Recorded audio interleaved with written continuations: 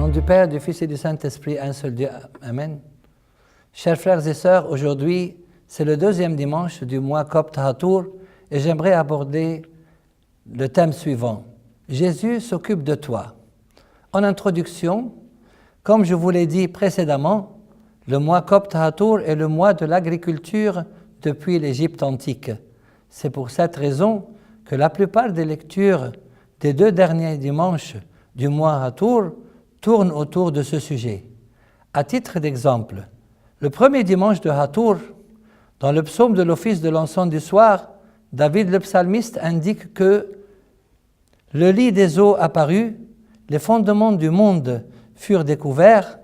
Bien évidemment, nous savons tous que c'est l'eau qui fait pousser les plantes. Dans le psaume de l'office de l'encens de l'aube, David le psalmiste s'adresse au Seigneur. Tu visites la terre et tu lui donnes l'abondance. Tu la combles des richesses.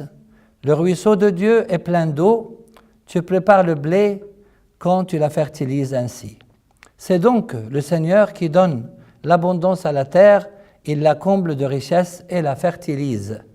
Dans le psaume de la divine liturgie, qui est le même psaume de l'encens de l'aube, David s'adresse également au Seigneur en arrosant ses sillons, en aplanissant ses mottes. Tu la détrempes par des pluies, tu bénis son germe, tu couronnes l'année de tes biens et tes pas versent l'abondance. Dans sa deuxième épître aux Corinthiens, saint Paul mentionne ce qui suit. Sachez-le, celui qui sème peu moissonnera peu, et celui qui sème abondamment moissonnera abondamment. Que chacun donne comme il l'a résolu en son cœur. Donc, on moissonne selon l'état de son cœur.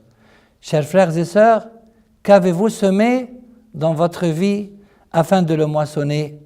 Avez-vous semé de la haine, de la jalousie et le mal? Ou bien avez-vous semé de l'amour, de la tendresse et des bonnes œuvres? Passons maintenant au deuxième dimanche de Hatour. Dans le psaume de l'office de l'encens du soir, David loue le Seigneur en ces termes. De sa haute demeure, il arrose les montagnes. La terre est rassasiée du fruit de tes œuvres. Il fait germer l'herbe pour le bétail et les plantes pour les besoins de l'homme. Dans l'évangile de l'office de l'encens du soir, notre Seigneur Jésus nous montre combien il nous aime et combien il s'occupe de nous plus que toute la nature qu'il a créée, plus que le lys et les herbes des champs. Écoutez ce que Jésus nous dit. Considérez comment croissent les lys. Ils ne travaillent ni ne filent.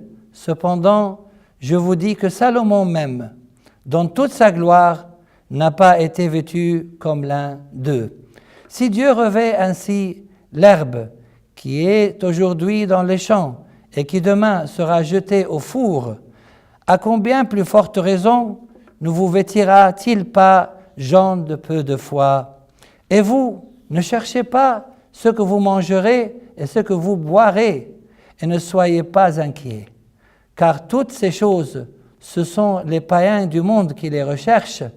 Votre Père sait que vous en avez besoin.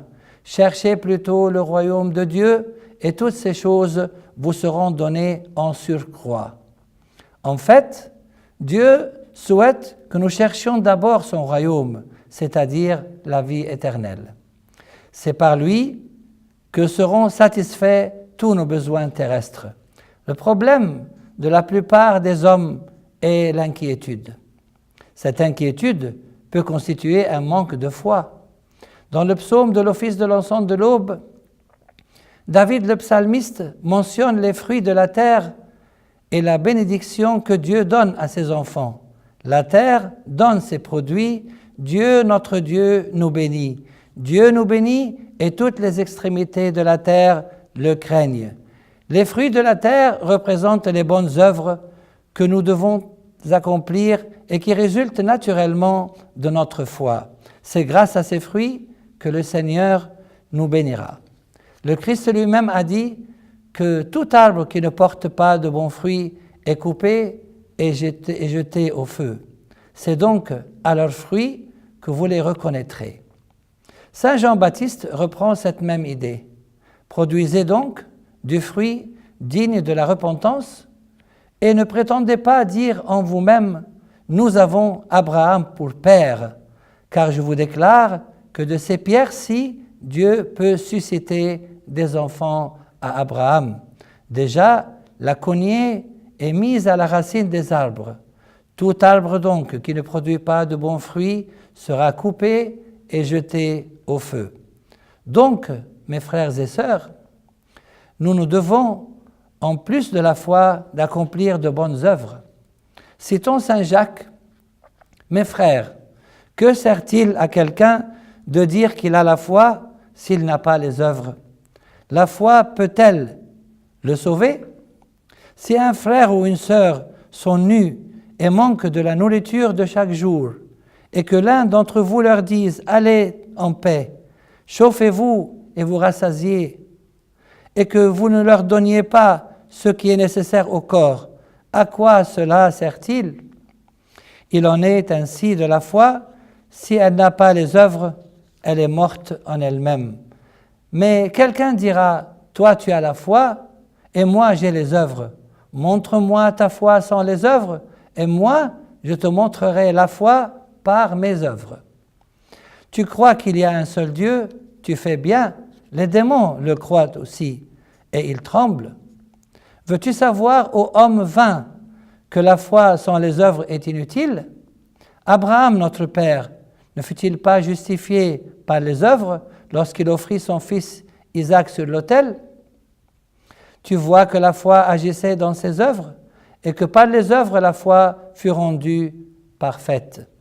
Ainsi s'accomplit ce que dit l'Écriture, Abraham crut à Dieu, et cela lui fut imputé à justice, et il fut appelé ami de Dieu. Vous voyez que l'homme est justifié par les œuvres, et non par la foi seulement. Rahab, la prostituée, ne fut-elle pas également justifiée par les œuvres, lorsqu'elle reçut les messagers et qu'elle les fit partir par un autre chemin? Comme le corps sans âme est mort, de même la foi sans les œuvres est morte. Dans son épître aux Hébreux, saint Paul indique que lorsqu'une terre est abreuvée par la pluie qui tombe souvent sur elle et qu'elle produit une herbe utile à ceux pour qui elle est cultivée, elle participe à la bénédiction de Dieu, mais si elle produit des épines et des chardons, elle est reprouvée et prête d'être maudite, et on finit par y mettre le feu. Ceci confirme tout ce que Jésus, saint Jean-Baptiste et saint Jacques nous ont dit dans les textes bibliques précédents. Dans le psaume de la divine liturgie, David le psalmiste évoque les arbres et les cèdres du Liban. Les arbres du Seigneur se rassasient, les cèdres du Liban qu'il a plantés, il conduit les sources dans des torrents qui coulent entre les montagnes. Pour obtenir des fruits, il faut de l'eau, que ce soit l'eau des fleuves, des ruisseaux, de pluie, ou même des torrents qui coulent entre les montagnes. Quant à la parabole du semeur, nous l'avons expliqué dans notre sermon du premier dimanche du mois copte Hatour. Pour clôturer ce sermon, chers frères et sœurs, j'aimerais vous poser la question suivante. Que représente l'eau dans la plupart des lectures des 2 premiers dimanches du mois copte Hatour?